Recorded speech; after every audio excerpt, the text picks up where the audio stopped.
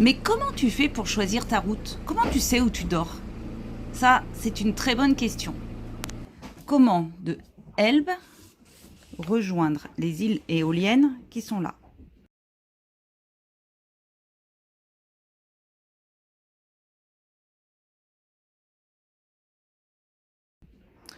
Deux solutions s'offrent à nous.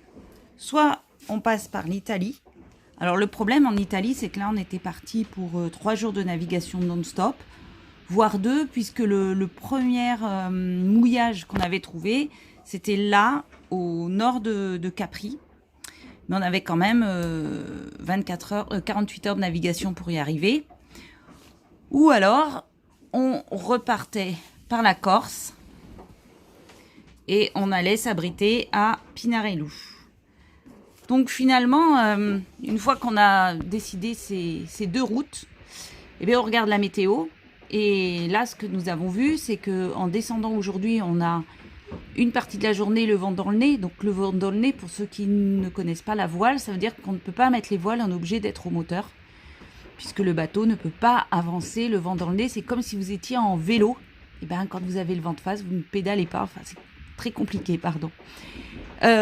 Autre point de la météo, c'est que nous avons un petit souci sur là, les bouches de Bonifacio, puisque la météo nous annonce beaucoup de vent, avec du vent qui va forcir jusqu'à mardi.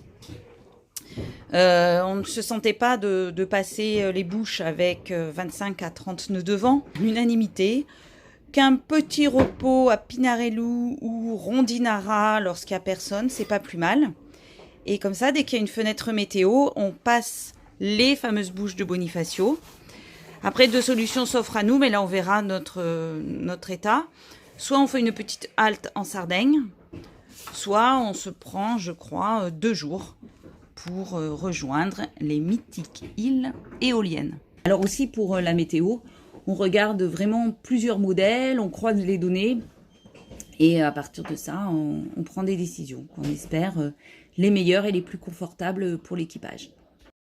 Donc quand on étudie comme ça la météo sur un grand trajet, c'est pas en 5 minutes que ça se fait. On a pris une bonne demi-heure hier midi.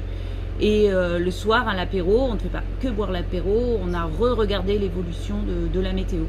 Donc oui, ça fait partie de la navigation. Voilà. Dans une prochaine vidéo, je vous montrerai aussi comment nous choisissons où dormir, comment on sait qu'un endroit est sympa pour dormir et qu'on sera abrité des vents et de la houle. Ça aussi, ça demande un peu de préparation.